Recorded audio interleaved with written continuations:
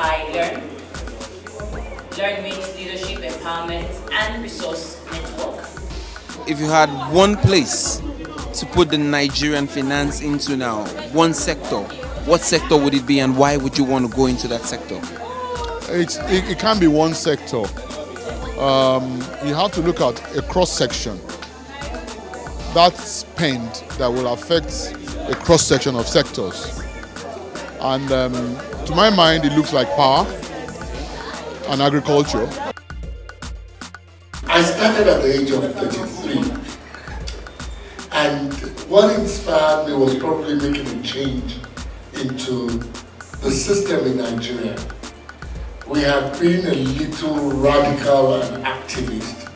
I remember on the street of Adenogusa carrying a makeshift coffin when Honorable Distinguished Major General Abacha went to rest, whether rightly or wrongly then, but I felt this was the end that needed to be celebrated. And when the opportunity came, I decided to run at 33 for chairman of Surulere local government. So when I did that, I came second, and I was given vice chairman.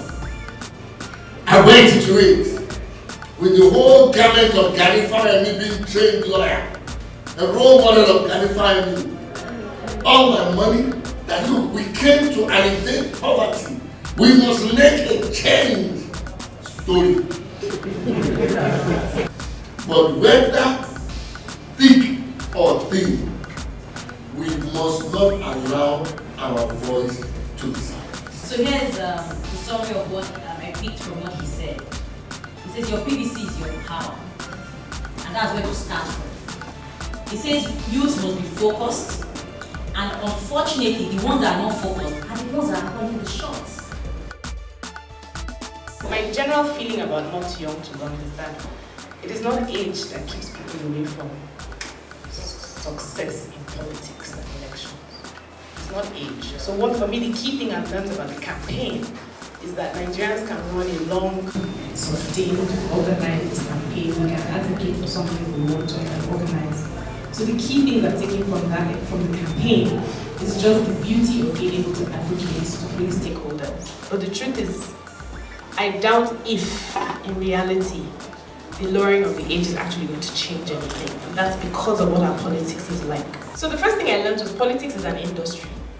It's an industry with stakeholders who don't want other people to come in. So the same way you have law bar association, where if you're not a lawyer, you can't enter. The same way you have ICANN, where if you don't have the qualification, you can't enter. That's the same way politics is.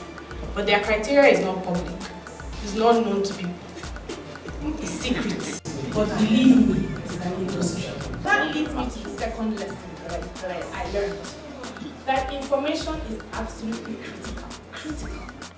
The third lesson that I learned is that yes, money matters. It really matters. We have to think deeply about the country we want.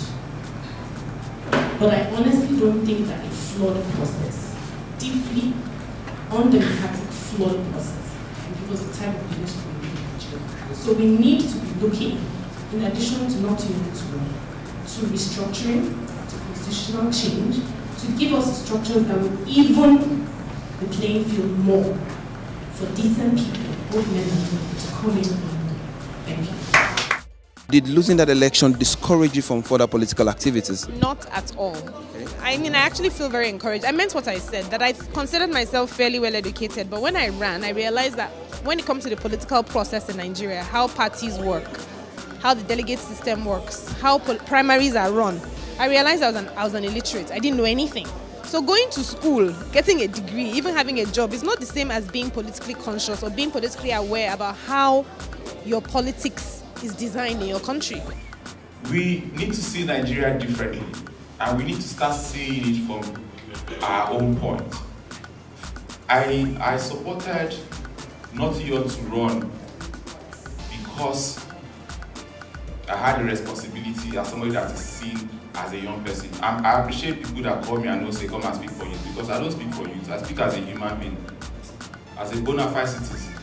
Because when you start to say that I'm the voice of youth, I start to think, so if I was not young, my brain is not strong enough to be on this platform.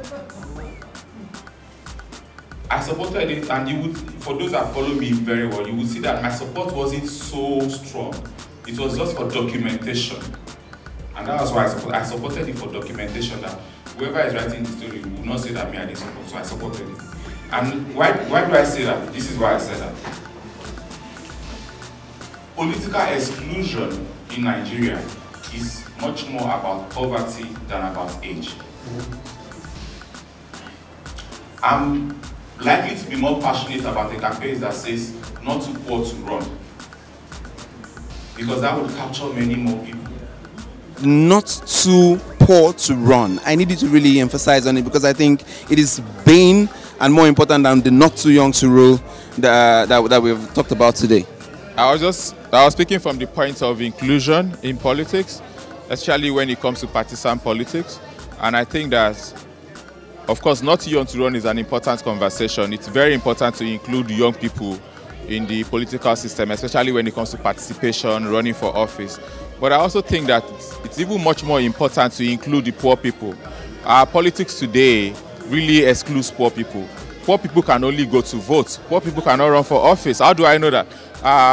National minimum wage is 18,000 naira. At the end of the year, you get about 220,000 naira. But there are hardly any electoral positions. There's hardly any major political party that will let you get its expression of interest form for less than 500,000 naira. So I was speaking from that point. We need to find a way to de-emphasize money in the expression of interest to run for political office, amongst other things. That was just the point I was taking it from. I support not young to run. Why? Democracy is about inclusion. The more the number of people you are able to capture, the more you can say a voice has been represented. That's why personally I support an open primary system, whereby if you're a registered member of the party, you vote. Full stop. What do you think the next major step should be? Look, the first step is, like someone said, whether you run or you don't run, there are certain things that are even more important. You need to ask questions about how you're governed. You need to ask questions about what they said was spent, what was it spent on. You need to check when it was spent, was it the amount of money that they said they were going to spend it on that was spent. But specifically to not too young to run. Now we know that when you're 35, now you can run for certain offices. When you're 30, you can run for certain offices.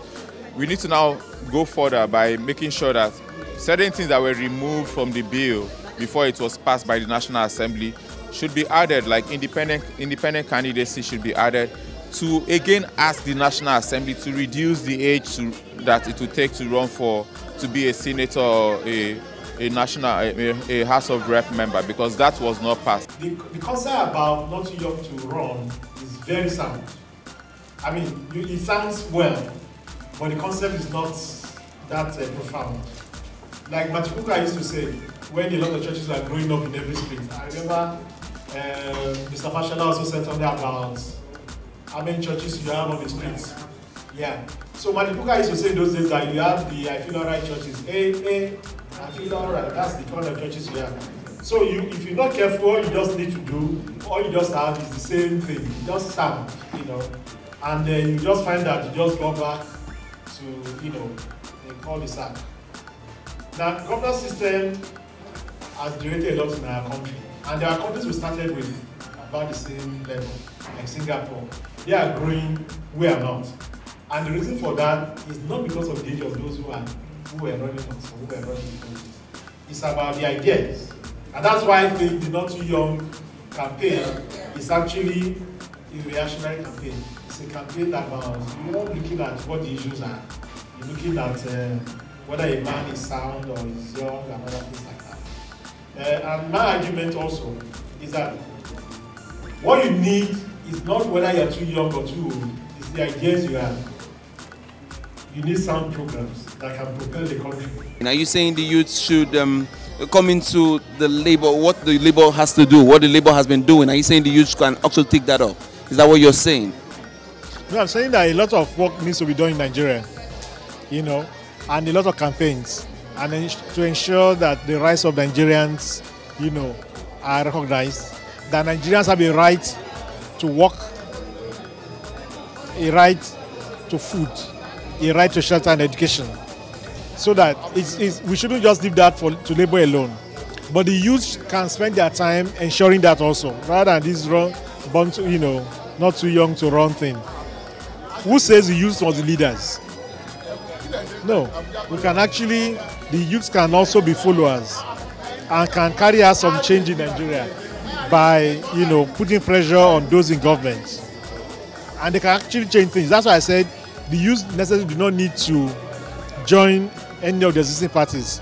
They can also create their own. Let me ask you now, as looking at 2019, do you think the youth actually stand a chance to actually fight or campaign against those who have been there before? Do you think they have a chance to win? You see, part of the problem I think in Nigeria is that we're all looking at 2019, and there's going to be Nigeria after 2019. So if you're not ready for 2019, you can be ready for the future. That's my own belief, So that's why I don't bother myself much about, we have to create parties that must be registered and to run in 2019. We don't need to limit ourselves to that. Nigeria is a continuum. Should we be focusing more on how to change the system as a country to a system that works to develop the country, not about individual selfish interests that I want to be the president, I want to be whoever. Make something that they will know in my own little way I have done something can be said to be part of the change that we're looking for. And once you have to do that, but in Nigeria you cannot make a change or do a change unless you are part of the system in the political circle. How can we handle, because what I've discovered is that governors make the work of the chairman and local government work, whatever, difficult. Cutting their money, controlling, they only pay them salary. That's the truth. The money that has to go to the grassroots local government and all, how do we handle that? Your question is simple. It is because all of us here, we are dozers. We don't know our rights from our left. And those chairmen at the mercy of the governor, because those of us who elected them will not support them if they want to ask for money. This money doesn't belong to the chairman. It belongs to us. And we know about this. A lot of those chairmen may not say it out there. They have been telling us. They have been telling them. Anytime they go to this JAC, they call it JAC, Joint Account Committee or something.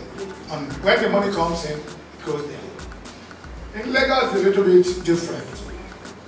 Because in Lagos, they get their money. But you see, I don't know what happens now. During Ashiwaju, during Fashola, the chairman gets their money. But you see, that time, those who got their money were not doing the right thing with their money. So people started, fighting them and talking about they are not doing their job. That the state have to come into some of their streets to do the streets for them. So, you see, it depends on who the chairman is. If the chairman is somebody who's doing well with the little money he gets, it is difficult for the governor to go into it.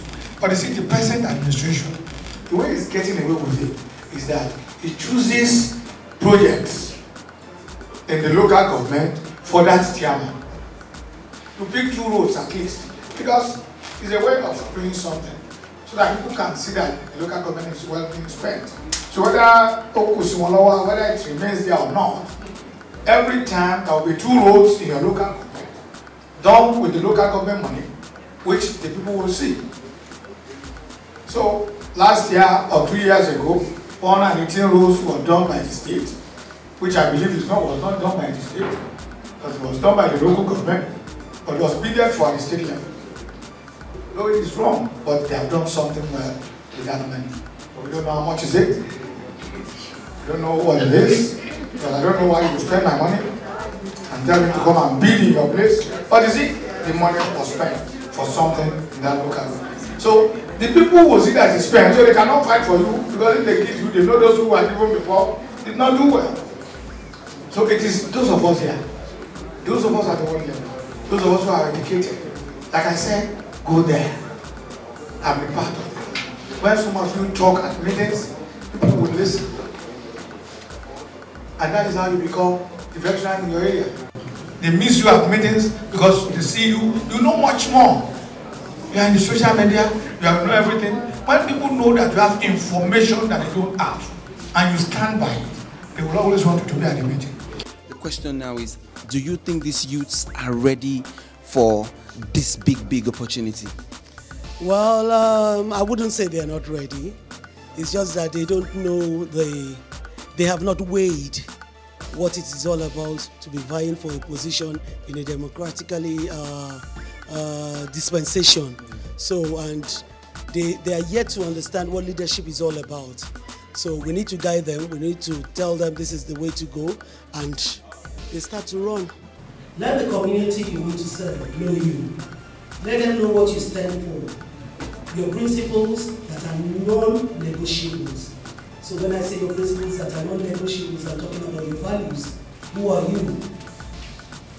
What character do you have? Your attitude and all that should speak for you. Choose the right side. When I say choose the right side, I'm using a great noun to describe what you are going for. Choose the right side. That is fertile. What do you think you can do? What's your ability? Where do you think you can come in? And you must be honest with yourself, because this is about you now going out to serve and nothing more. Because going for leadership is all about serving.